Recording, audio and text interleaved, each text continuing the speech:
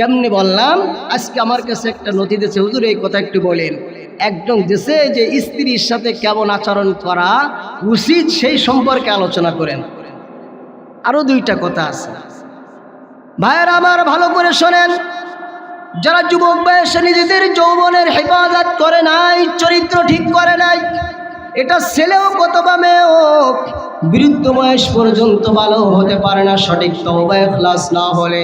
কোনো শায়েখের কাছে, আলেমের কাছে গিয়ে যদি তার আত্মশুদ্ধি না করে আর ভালো করে সংসারের জন্য একটা কথা শুনে নাও, যদি কোনো স্ত্রী তার স্বামীর কথা না শোনে, কোনো স্বামী যদি তার স্ত্রীকে সঠিক হক আদায় না করে, এক নম্বরে আমার গবেষণায় আমার কাছে যত ফতোয়া আসে, যত গোপন কথা আসে, তার খুলাসা কথা হলো ওই পুরুষটা অথবা ওই নারীটা পরকীয়ায় লিপ্ত আছে, কোনো সন্দেহ নাই।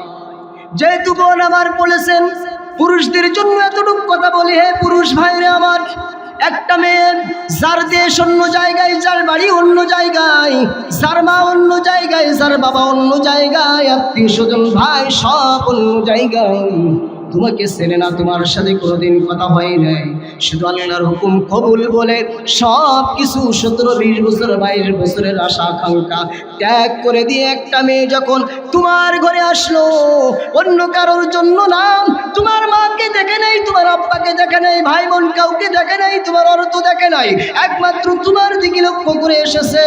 হে যুবক ভাই রে, তুমি কত নিমক খারাপ আর খারাপ মানুষ হলে তোমার স্ত্রী তোমার কাছে কষ্ট পায়, লাঞ্ছনা পায়। কেমনে তুমি তোমার স্ত্রীকে গালিগালাজ করো, আঘাত করো আর বেশি কথা বলো, আমার এই বিবেকের ধরে না। তোমার মতন কাপুরুষ আর খারাপ মানুষ মনে হয় দ্বিতীয় আর কেউ নাই, যে একটা মহিলা সব ত্যাগ করলো, 20-22 বছরের আশা আকাঙ্ক্ষা সব আদর আপ্যায়ন, যে মেয়েটা সকাল 10টা পর্যন্ত ঘুমাই থাকে, তার খাবার চলে আসে টেবিলে, সব পিতামাতা করে দেয়, আত্মীয় স্বজন ভাইরা করে দেয়, আর তোমার বাড়ি এসে রান্না করতেছে, তোমাকে খাওয়াইতেছে, তোমার ছেলে মেয়ে পালতেছে, সব তোমার করতেছে, আর তুমি সেই মেয়েটাকে কষ্ট দাও। তোমার মতন একজন খারাপ মানুষ মনে হয় পৃথিবীতে আর কেউ আছে বলে আমার মনে হয় না। কারণ যে মেয়েটা সব ত্যাগ করে আমারই খেদমতে লেগে আছে, ওই মেয়েটাকে কেমনি কষ্ট দেন? হ্যাঁ, এই কষ্ট দেওয়া যাবে? আর আসমানের নিচে জমিনের উপরে এই জাতির শ্রেষ্ঠ সন্তান হযরত উলামায়ে কেরাম, বিভিন্ন মাদ্রাসার মুহতামিম, দায়িত্বশীল আসাতিজা কেরাম, দিন প্রিয়, ইসলাম প্রিয়, বিভিন্ন অঞ্চল থেকে আগত মাহফিল প্রিয় আলেম ওলামা, মসজিদ মাদ্রাসা, আমার দ্বীনি ভাইরা, পর্দার অন্তরে মা এবং বোনেরা, সকলেই শুরুতে সে মহান মুনিবের দরবারে শুকরিয়া আদায় করে, যে মহান মুনিব আমাদের হায়াতের বিশেষ একটি অংশকে শুধুমাত্র একমাত্র দ্বীনের নিসবতে জান্নাতের বাগানে আসবার বসবার তৌফিক, ইচ্ছা, মন মানসিকতা, সুস্থতার নিয়ামত যে মহান মুনিব দান করেছেন, শুরুতেই অন্তরে স্থান থেকে আওয়াজকে উঁচু করে শুকরিয়া আদায় করি, বলি আলহামদুলিল্লাহ। আপনারা এই মাহফিলে আসতে পেরে, বসতে পেরে খুশি না বেজার? তা খুশির আওয়াজ আমাদের এলাকার মানুষদের এরকম দেয় না। খুশির আওয়াজ এমন হয়েছে যে রাত্রি ঘুমাইতে পারি নাই। যখন বিশ্বকাপ 4 বছর পরে খেলা হয়েছে, রাত 2টা-3টার পরে এমন চিৎকার, এমন আওয়াজ দিয়েছে খেলা প্রিয় আমার ভাই এবং বোনেরা, যে ঘুমান্ত মানুষের ঘুম থেকে জাগ্রত হয়ে গেছে। ঠিক কিনা বলেন? তো আল্লাহ তাআলা যিনি আমাদের পাঠাইলেন, ওই আল্লাহর শুকরিয়া আদায় করতে কৃপণতা করা যাবে? আওয়াজ দিয়ে বলেন, জবান দিয়েছেন কে? ওই মালিকের দেওয়া জবান দিয়ে মালিকের কৃতজ্ঞতা আদায় করতে কোনো কৃপণতা করা যাবে? সম্মানিত উপস্থিতি, আমি আপনাদের অতি কাছের মানুষ, সবসময় আমার আলোচনা শুনে শুধুমাত্র দোয়ার উদ্দেশ্যে সৌজন্য কিছু কথা আমাদের আজকে আলোচনা করবেন। সুদূর ঢাকা থেকে আগত মুসাফির মানুষ, বিশিষ্ট আলেমে দ্বীন, আবের সব দিক থেকে আলহামদুলিল্লাহ আমাদের প্রিয় মানুষ মুফতি শামসুল আবরার তামিমি ভাই, উনি দ্বীন থেকে নসিহাতপূর্ণ আলোচনা করবেন। সম্মানিত উপস্থিতি, সেই নসিহাতের আগে দোয়ার উদ্দেশ্যে যে কয়টি কথা আপনারা জানেন, আমাদের মাহফিলটা শুরু হয়েছে মাগরিবের পর থেকে ধারাবাহিকভাবে আলহামদুলিল্লাহ এক একজন আলোচক এক এক কথা বলেছে, যাতে সকলেরই উপকার হয়।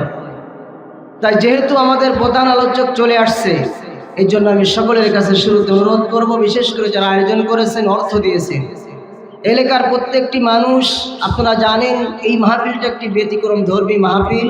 ফুলতলা এমএম কলেজ মসজিদের কমিটি উপহার দিয়েছে। বলতে পারেন হুজুর কেমন? মানুষের অতিষ্ঠ হয়ে গেছে মাহফিলের কারণে, কিন্তু আমাদের এই মাহফিলের কারণে কারো কষ্ট হয় নাই। এই মাহফিলটা বাস্তবায়ন করেছে অত্র মসজিদের কমিটি। আলহামদুলিল্লাহ, প্রত্যেকেই তার সমর্থ অনুযায়ী এই মাহফিলে দ্বীনি মজমা কায়েমে সামাজিক এই ধর্মীয় অনুষ্ঠানে ব্যয় করেছে। এলাকাবাসী তার মসজিদকে সুন্দর মণ্ডিত করার জন্য, এই নতুন উদ্ভাব একটা প্রচার করার জন্য স্বতঃস্ফূর্তভাবে অর্থ দিয়ে সাহায্য করেছে। না আমরা বাজারে কারো কাছে ঢালাওভাবে কালেকশন করেছি, না এই মাহফিলের ময়দানে কালেকশন হবে। আলহামদুলিল্লাহ, মানুষ বলে মাহফিল আসর বাদ শুরু হবে, এটাও আমরা করি নাই। আমরা লিফলেটে লিখে দিয়েছি মাগরিব বাদ শুরু হবে। আলহামদুলিল্লাহ, এই নতুন নতুন কিছু কথা। এই জন্য আজকে যারা সার্বিক সহযোগিতা করেছে, আয়োজন করেছে, আমি শুরুতে তাদেরকে বলবো, যেহেতু আয়োজন আমরাই করেছি আর আমাদের দ্বীনি নসিহত শোনার দরকার আছে না নাই? এই জন্য মাইকের আওয়াজ যতদূর পর্যন্ত যায়, সকলের কাছে অনুরোধ করব আমরা সকলে এই জান্নাতের বাগানে এসে বসে যাই। সম্মানিত উপস্থিতি, এমন জায়গা কায়েম করলে রাসূল আরবি সাল্লাল্লাহু আলাইহি ওয়াসাল্লাম দুনিয়ায় থেকে জান্নাতের বাগান বলেছে। এই জান্নাতের বাগানে আসলেই লাভ, আসলেই উপকার। রাসূল আরবি বলেন, ইযা মারারতুম বিরিয়াদিল জান্নাহ ফাউতাউ ক্বালা ওয়া মা বিরিয়াদিল জান্নাহ ক্বালা হিলাকুল রাহমাত আলম নবী আমার বলেন, উম্মতের দল তোমরা শুনে নাও, যখন কোন জান্নাতের বাগানের পাশ দিয়ে অতিক্রম করবে, তখন তোমরা সেখানে বেশি বেশি বিচারণ করবে। সাহাবায়ে কেরাম প্রশ্ন করলেন, ইয়া রাসূলুল্লাহ, ইয়া হাবিবাল্লাহ, দুনিয়াতে জান্নাতের বাগান কোনটি? আল্লাহর হাবিব বললেন, শুনে নাও আমার সাহাবারা, দুনিয়াতে যে সমস্ত জায়গাগুলো কুরআন ও হাদিসের আলোচনা হবে, আল্লাহ তাআলার জিকির হবে, স্মরণ হবে, ওই মাদ্রাসাগুলোতে দেখো ছাত্ররা কুরআনুল কারীম পড়তেছে, হাদিস কোরআনের তালিম হইতেছে। যদিও তোমরা মাদ্রাসা দেখো, যদিও কলেজ মাঠে, এই মাঠটায় প্যান্ডেল দিয়ে ঘিরে দেওয়া হয়েছে দুনিয়ার মানুষ। ও কলেজ এলাকার মুসলমান ভাইরে, পরদমতনে মারে আমার, এই জায়গাটা যদিও ঘিরা হয়েছে, কিন্তু দেখতেছি আমরা একটা প্যান্ডেল, আমাদের কলেজ মাঠ। আল্লাহর নবীর হাদিস অনুযায়ী এটা জান্নাতের বাগান, এতে কোনো সন্দেহ নাই। ঠিক কিনা বলেন? তাহলে এখানে যারা আসছে আমরা এখন জান্নাতি মানুষ, ঠিক না? এখানে আমরা যারা আসছি নির্বাচিত মানুষ। ওয়ামা ইয়াযকুরুনা ইল্লা ইয়াশা আল্লাহ। ও ফুলতলার মুসলমান ভাইরে, বর্তমানে মারে আমার, আল্লাহ তাআলা নিজেই বলেন সূরা মুদাসসিরের সর্বশেষ আয়াতে, এই দুনিয়ার মানুষ শুনে নাও, তুমি ইচ্ছা করলে নামাজ পড়তে পারবা না, ইচ্ছা করলে যাকাত দিতে পারবা না, ইচ্ছা করলে তুমি দিনের কোনো কাজ করতে পারবা না।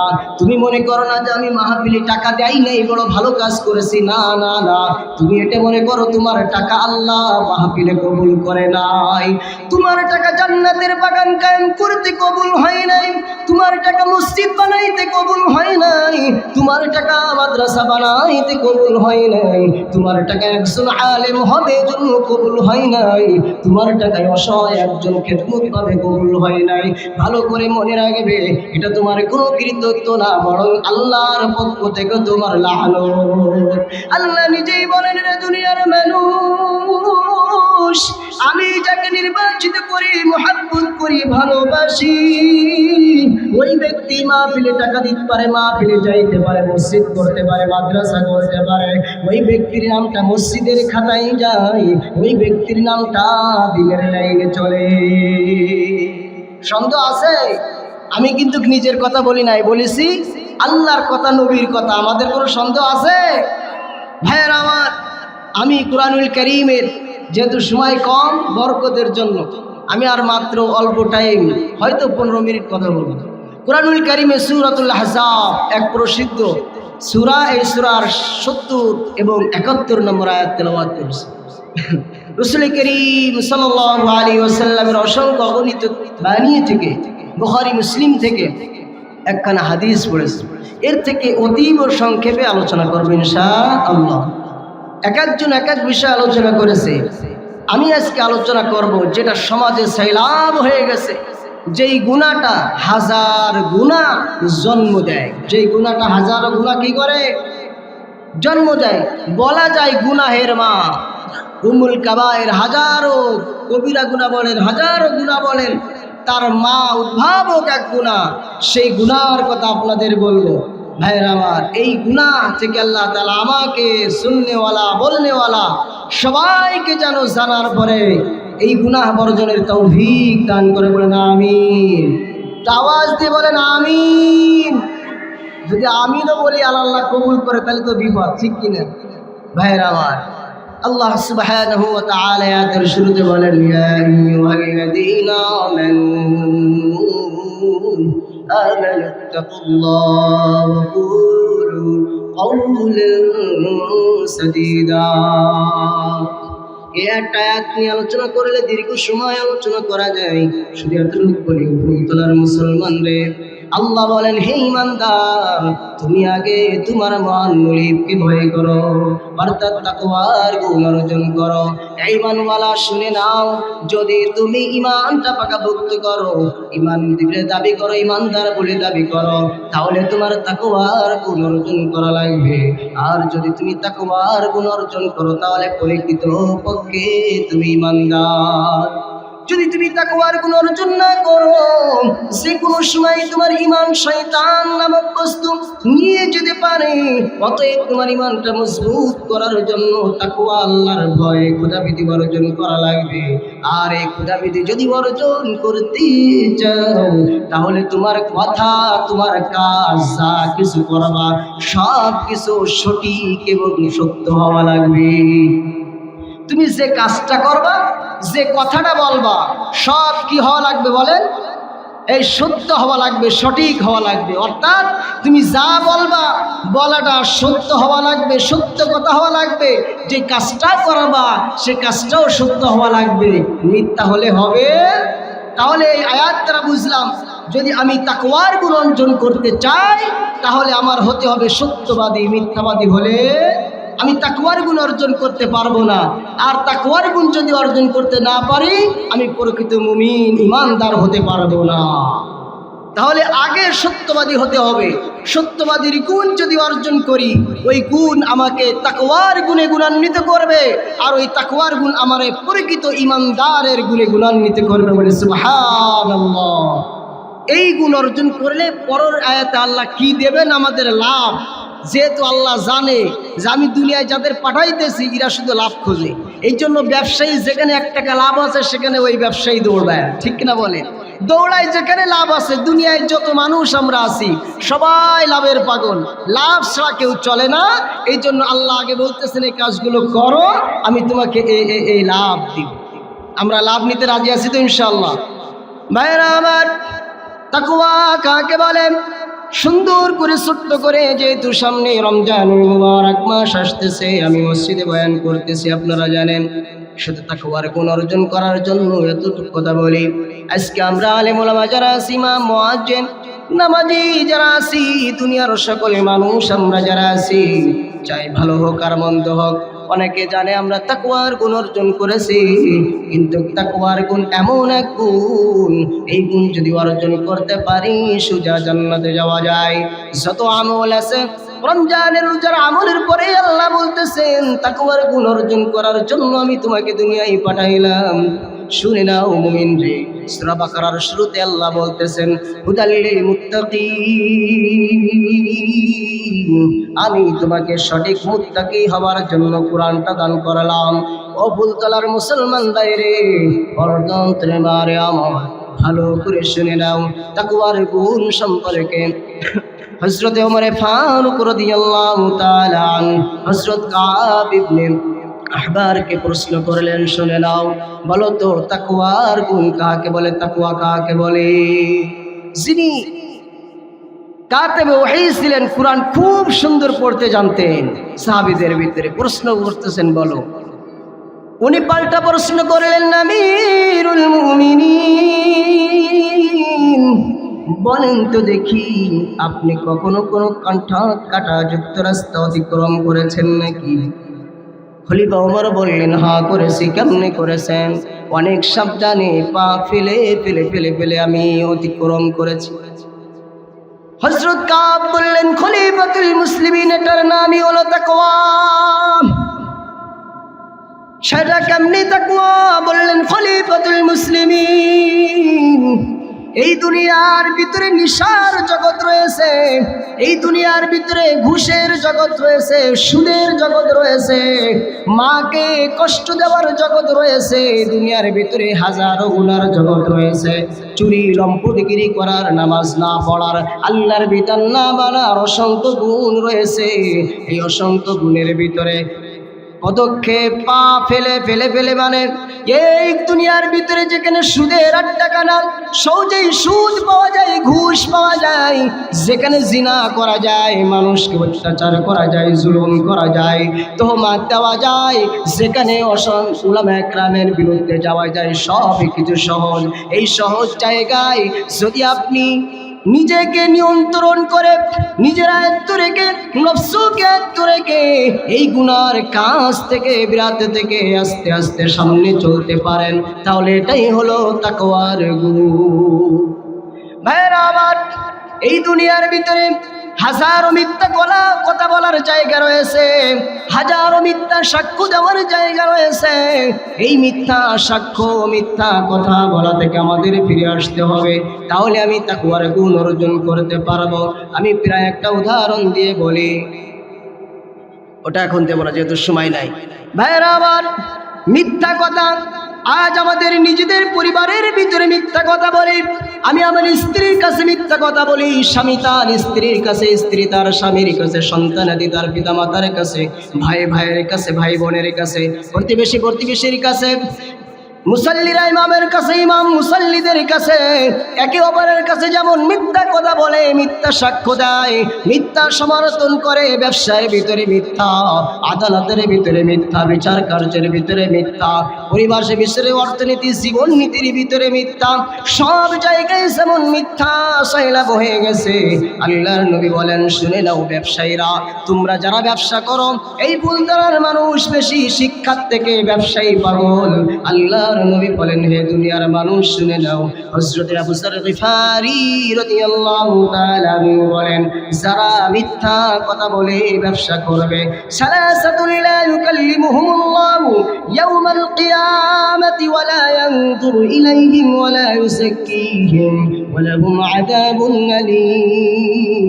قال فقرأها رسول الله صلى الله عليه وسلم خابوا وخسروا من هم يا رسول الله المسبل والمنان والمنفق سلعته بالحلف الكاذب رحمة عالم নবী আমার বলেন, উম্মতের দল ভালো করে শুনে নাও, আল্লাহ সুবহানাহু ওয়া তাআলা কিয়ামতের কঠিন হাসরের ময়দানে তিন শ্রেণীর মানুষের সাথে কোনো কথা বলবে না, তাদের সাথে তাকাবে না, এমনকি তাদের পূজা পবিত্র করবে না, তাদের জন্য কঠিন আযাবের ব্যবস্থা আছে। সাহাবারা প্রশ্ন করলেন, ইয়া রাসূলুল্লাহ, এমন ক্ষতিগ্রস্ত ধ্বংসপ্ত ব্যক্তি কারা? আল্লাহর নবী বললেন, এ যুবক ভাই, দিলের কান দিয়ে শোনো, নিজেকে অহংকার করে তুমি তোমার জামা পায়জামাকে টাকনুর নিচে ঝুলায় পড়ো। আল্লাহর নবী বলেন, দুনিয়ার ভিতরে যারা অহংকার করে নিজের টাকনুর নিচে কাপড় পরিধান করে, এদের সাথে আল্লাহ কথা বলবেন না, পবিত্র করবেন না, আযাব রয়েছে। 2 নম্বর, যারা মানুষকে উপকার করে খুঁটা দেয়। উপকার করে খুঁটা দেওয়া মানুষ আছে না? আমি চেয়ারম্যানগিরি করবো, মেম্বারগিরি করবো, মাতব্বরগিরি করবো, অথবা মসজিদ মাদ্রাসার সভাপতি সেক্রেটারি হবো, অথবা কোনো কমিটিতে যাব, অথবা এলাকার ভিতরে প্রভাব বিস্তার করব, মানুষকে উপকার করেছি। উপকার করার পরে যখন সে আমার সমর্থনে নাই, তখন সে তাকে খুঁটা দেয়, বিভিন্ন কথা বলে। আল্লাহর নবী বলেন, শুনে নাও, বিল হালিফিল কাযিব, হে দুনিয়ার মানুষ, কওলুম মারুফুন ওয়া মাগফিরাতুন মিন সাদাকা ইয়াতবাউহা আযা। কোনো মানুষকে উপকার করে খুঁটে দেওয়ার চেয়ে একটু উত্তম কোলা বলে দেওয়া, ভালো কথা বলে দেওয়া, এটা আমার আল্লাহর কাছে বড় প্রিয়। ভাইরা আমার, 3 নম্বর, যারা মিথ্যা শপথ করে পণ্য বিক্রয় করে, ভাইরা আমার, আজকে মানুষ মাছ বিক্রয় করেন, নিচে খারাপ মাছ উপরে ভালো মাছ। আজকে দুধের ভিতরে পানি মিশিয়ে বেচতেছে। 3 নম্বর জিনিসকে 1 নম্বর বলে, 1 নম্বর জিনিসকে খারাপ জিনিসকে 1 নম্বর বলে বিক্রি করে। ভালো করে শুনে নাও, আল্লাহর নবী বলেন, ও ব্যবসায়ী, তোমার মর্যাদা কোনে জানো না কো? আত্তাজিরু সিদকুল আমিন মা'আন নাবিয়্যিন ওয়াস সিদ্দীকিন ওয়াস শুহাদা। আল্লাহর নবী বলেন, হে দুনিয়ার মানুষ শুনে নাও, যারা ব্যবসায়ী তাদের কত সুনাম সুনাম। আল্লাহর নবী বলেছেন, যারা ব্যবসায়ী হবে, এই ব্যবসায়ী যদি সাদিকিন ব্যবসায়ী হয়, ভালো ব্যবসায়ী হয়, ব্যবসা যদি তার সঠিকভাবে করে, আল্লাহর নবী বলেন, ওই ব্যক্তি আর কারুর সাথে জান্নাতে থাকবে না রে দুনিয়ার মানুষ। যারা আমি নবীর সাথে, যারা সাদিকিন সালিহিন শাহীদিন শুহাদা, যারা জান্নাতের সুসংবাদ পেয়েছে, এই দুনিয়ার সঠিক ব্যবসায়ীরা আমার সাথে জান্নাতে থাকবে। বলি সুবহানাল্লাহ। সুবহানাল্লাহ তাও তো আওয়াজ থেকে বের হয় না। ভাইয়েরা আমার, 2 নম্বর, আমাদের সমাজে যারা বিভিন্ন বিচার কার্য করে বেড়ায়, যারা মাতব্বর, সমাজের রাষ্ট্রের সর্বক্ষেত্রে বিচারক। আল্লাহর নবী বলেন বুখারীর লম্বা হাদিসের ভিতরে, কিয়ামতের কঠিন হাসরের ময়দান, সাবআতু ইউযিল্লুহুমুল্লাহু ফি যিল্লিহি ইয়াওমা লা যিল্লা ইল্লা যিল্লু আল-ইমামু আদিল ওয়া শাবুন নাশা ফি ইবাদাতি রাব্বিহি ওয়া রাজুলুন কলবুহু মুআল্লাকুন ফি মাসাজিদ ওয়া রাজুলান তাহাব্বা ফিল্লাহি ইজতামা'a আলাইহি ওয়া তাফাররাqa আলাইহি ওয়া রাজুলুন তালাবাতু ইমরাতুহু যাতু মাnsabin ওয়া জামাল فقال إني أخاف الله ورجل تصدق أخفى حتى لا تعلم شماله ما تنفق يمينه ورجل ذكر الله خاليا ففاضت عيناه। ও ভাই, আজকে যারা চারবানগিরি করতে চাও, মেম্বারগিরি করতে চাও, বিভিন্ন প্রতিষ্ঠানের দায়িত্বশীল আছে, ভালো করে শুনে নাও। আল্লাহর নবী বলেন, কিয়ামত যেদিন কায়েম হয়ে যাবে, সেদিন আসমানটা চূর্ণ বিচূর্ণ হয়ে যাবে, এই জমিনটা তামা হবে, সূর্যের আশে উল্টে 12টি মুখ আছে মাথার উপরে চলে আসবে। এই ভয়ঙ্কর দিনে কেউ কাউকে চিনবে না, আপন মানুষগুলো পলায়ন করবে। এই কঠিন দিনে আল্লাহ তাআলা তার আরশ আজিমের নিচে 7 শ্রেণীর মানুষকে স্থান দিবেন। বলে সুবহানাল্লাহ। সেই 7 শ্রেণীর প্রথম শ্রেণী হলো যারা সর্বক্ষেত্রে আদালত বিচার করবে, তারা সত্যবাদী হবে, সত্য কথা বলবে, সত্য কাজ করবে। যারা নেতা হবে, ইমাম হবে, সঠিক হবে, সত্যবাদী হবে, আল্লাহ বলেন তাদেরকে আমি স্থান দিব। বলে সুবহানাল্লাহ। পক্ষান্তরে অন্য হাদিসে মুসলিম শরীফের ভিতরে নবী বলেন, রাইসুল মুহাদ্দিসিন আবু হুরায়রা বলেন, শুনে নাও, 3 শ্রেণীর মানুষের জন্য আল্লাহ তাআলা কিয়ামতের কঠিন ময়দানে তাকাবেন না, কথা বলবেন না, তাদের পবিত্র করবেন না। সেই 3 শ্রেণীর মানুষের ভিতরে কারা জানো? শাইখুন জালিম ওয়া মালিকুল কাজ্জাব ওয়া আইলুল মুস্তাকবির। আল্লাহর নবী বলেন, এই দুনিয়ার মানুষ শুনে নাও, আজকে যারা যুবক বয়সে নিজেদের চরিত্রটা ভালো করে না, নিজেদের চরিত্র ভালো করে না। কেমনে বললাম? আজকে আমার কাছে একটা নথি দিয়েছে, হুজুর এই কথা একটু বলেন। একজন দেশে যে স্ত্রীর সাথে কেমন আচরণ করা উচিত সেই সম্পর্কে আলোচনা করেন। আরো 2টা কথা আছে, ভাইয়েরা আমার ভালো করে শোনেন। যারা যুবক বয়সে নিজেদের যৌবনের হেফাজত করে নাই, চরিত্র ঠিক করে নাই, এটা ছেলেও অথবা মেয়েও বৃদ্ধ বয়স পর্যন্ত ভালো হতে পারে না, সঠিক তওবা ইখলাস না হলে। কোনো শায়েখের কাছে, আলেমের কাছে গিয়ে যদি তার আত্মশুদ্ধি না করে, আর ভালো করে সংসারের জন্য একটা কথা শুনে নাও, যদি কোনো স্ত্রী তার স্বামীর কথা না শোনে, কোনো স্বামী যদি তার স্ত্রীকে সঠিক হক আদায় না করে, 1 নম্বরে আমার গবেষণায় আমার কাছে যত ফতোয়া আসে, যত গোপন কথা আসে, তার খুলাসা কথা হলো ওই পুরুষটা অথবা ওই নারীটা পরকীয়ায় লিপ্ত আছে, কোনো সন্দেহ নাই। যেহেতু বোন আমার বলেছেন, পুরুষদের জন্য এতটুকু কথা বলি, হে পুরুষ ভাইরে আমার, একটা মেয়ে যার দেশ অন্য জায়গায়, যার বাড়ি অন্য জায়গায়, যার মা অন্য জায়গায়, যার বাবা অন্য জায়গায়, আত্মীয় স্বজন ভাই সব অন্য জায়গায়, তোমাকে চেনে না, তোমার সাথে কোনোদিন কথা হয় নাই, শুধু আল্লাহর হুকুম কবুল বলে সব কিছু 17-20 বছর 22 বছরের আশা আকাঙ্ক্ষা ত্যাগ করে দিয়ে একটা মেয়ে যখন তোমার ঘরে আসলো, অন্য কারোর জন্য না, তোমার মাকে দেখে নাই, তোমার আব্বাকে দেখে নাই, ভাই বোন কাউকে দেখে নাই, তোমার অর্থ দেখে নাই, একমাত্র তোমার দিকে লক্ষ্য করে এসেছে। হে যুবক ভাই রে, তুমি কত নিমক খারাপ আর খারাপ মানুষ হলে তোমার স্ত্রী তোমার কাছে কষ্ট পায়, লাঞ্ছনা পায়। কেমনে তুমি তোমার স্ত্রীকে গালিগালাজ করো, আঘাত করো, আর বেশি কথা বলো, আমার এই বিবেকের ধরে না। তোমার মতন কাপুরুষ আর খারাপ মানুষ মনে হয় দ্বিতীয় আর কেউ নাই, যে একটা মহিলা সব ত্যাগ করলো, 20-22 বছরের আশা আকাঙ্ক্ষা, সব আদর আপ্যায়ন, যে মেয়েটা সকাল 10টা পর্যন্ত ঘুমাই থাকে, তার খাবার চলে আসে টেবিলে, সব পিতামাতা করে দেয়, আত্মীয় স্বজন ভাইরা করে দেয়, আর তোমার বাড়ি এসে রান্না করতেছে, তোমাকে খাওয়াইতেছে, তোমার ছেলে মেয়ে পালতেছে, সব তোমার করতেছে, আর তুমি সেই মেয়েটাকে কষ্ট দাও। তোমার মতন একজন খারাপ মানুষ মনে হয় পৃথিবীতে আর কেউ আছে বলে আমার মনে হয় না। কারণ যে মেয়েটা সব ত্যাগ করে আমারই খেদমতে লেগে আছে, ওই মেয়েটাকে কেমনি কষ্ট দেন? হ্যাঁ, এই কষ্ট দেওয়া যাবে? আর এক কথায় উত্তর, ভাইরা আমার, নবী আমার বলেছেন, যারা বৃদ্ধ বয়সেও জিনাকার, যেই যুবক বয়সে চোখকে হেফাজত করে না, হাতকে হেফাজত করে না, অন্তরকে হেফাজত করে না, মনে রাখবে এই বুড়া হয়ে গেলেও এর চোখ আর হাত আর অন্তর ঠিক হয় না। এই জন্য ঠিক করতে রাজি আছেন ইনশাআল্লাহ? আল্লাহর নবী বলেন এর অবস্থা খুব খারাপ হবে। ভাইয়ের আবার 2 নম্বর, ওয়ামালিকুম কাল্লাব, যেমন ভাবে আল্লাহর নবী বললেন আসমানের নিচে কিয়ামতের দিন আল্লাহ স্থান দিবে, ওই একই নবী হাদিস আমার মুসলিম শরীফে শোনায়, শোনো উম্মতের দল, ভালো করে শুনে নাও। যদি তুমি বিচারের ক্ষেত্রে, আদালতের ক্ষেত্রে দুনিয়ার ছোট বিচারক হও আর বড় বিচারক হও, হতে পারে তুমি তোমার জমি জায়গার বিচারক, হতে পারে তোমার পরিবারের ভিতরে বিচারক, হতে পারো ভাই বোনের ভিতরে বিচারক, হতে পারো গোষ্ঠীর ভিতরে বিচারক, হতে পারো এলাকার ভিতরে বিচারক, মসজিদ মাদ্রাসা ব্যবসার বিচারক, যেই বিচারক তুমি হও না কেন, রাষ্ট্র থেকে নিজ পর্যন্ত, মনে রাখবে এই বিচার ক্ষেত্রে যদি তুমি পার্শালি করো, মিথ্যা বিচার করো, আল্লাহর নবী বলেন তোমার স্থান কিয়ামতের দিন কঠিন ভয়ানক হবে।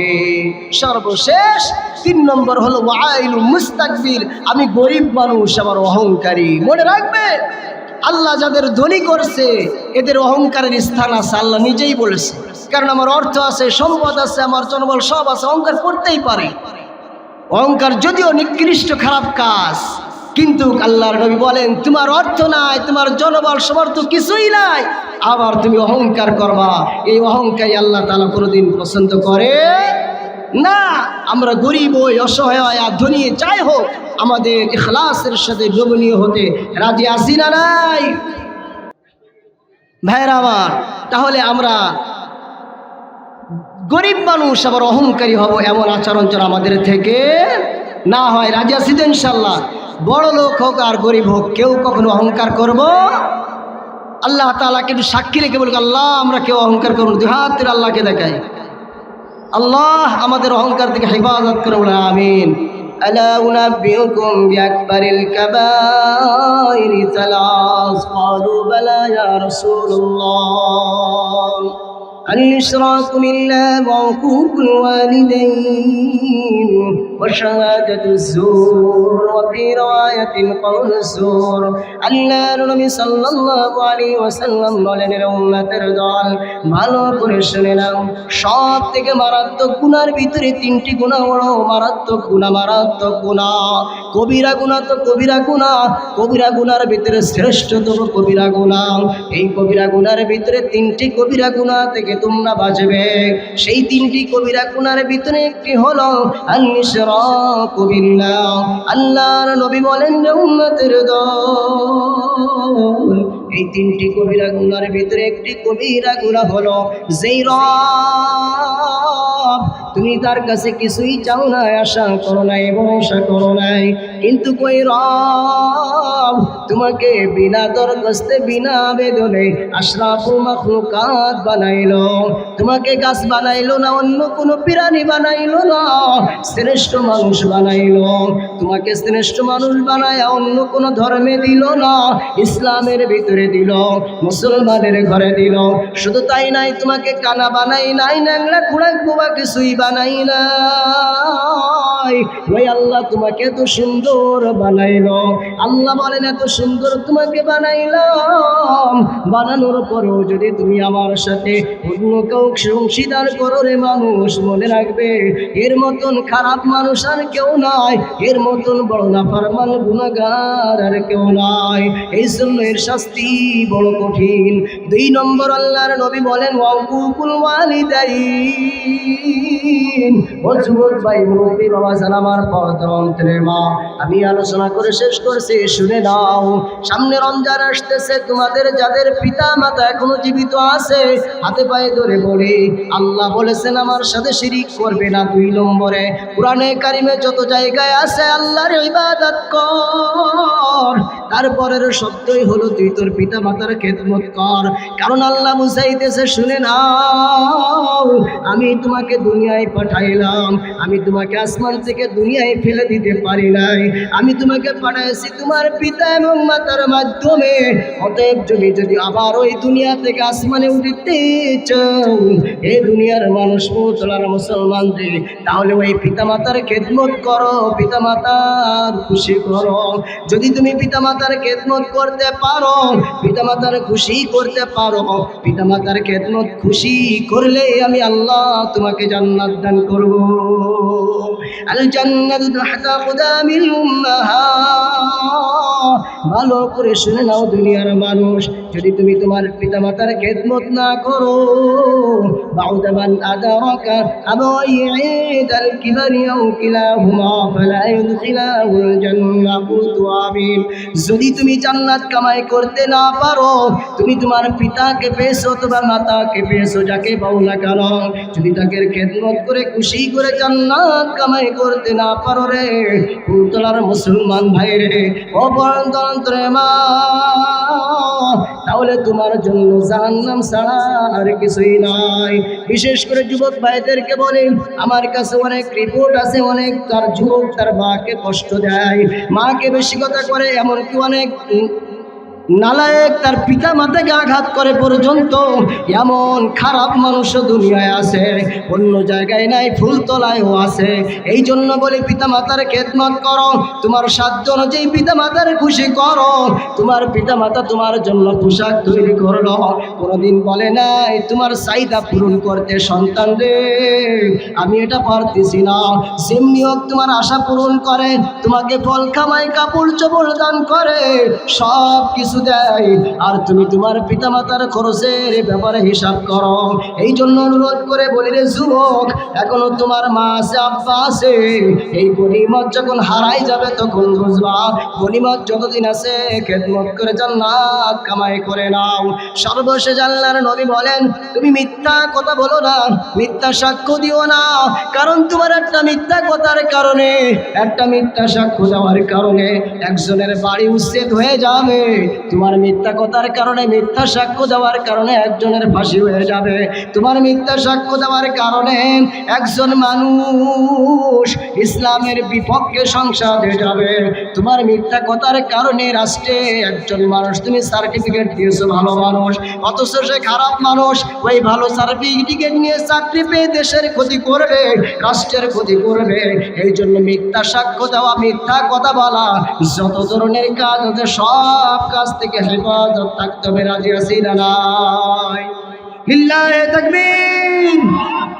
দুহাত তুলে আল্লাহকে দেখে আল্লাহ, দুহাত তুলে আল্লাহ, আপনি আমাদেরকে এই মাহফিলকে হিদায়াতের জরিয়া হিসেবে যে কথাগুলো আলোচনা করি, পরস্পরের সকলকে আমলের তৌফিক দান করেন, বলেন আমিন সুম্মা আমিন। আসসালামু আলাইকুম ওয়া রাহমাতুল্লাহি ওয়া বারাকাতুহু।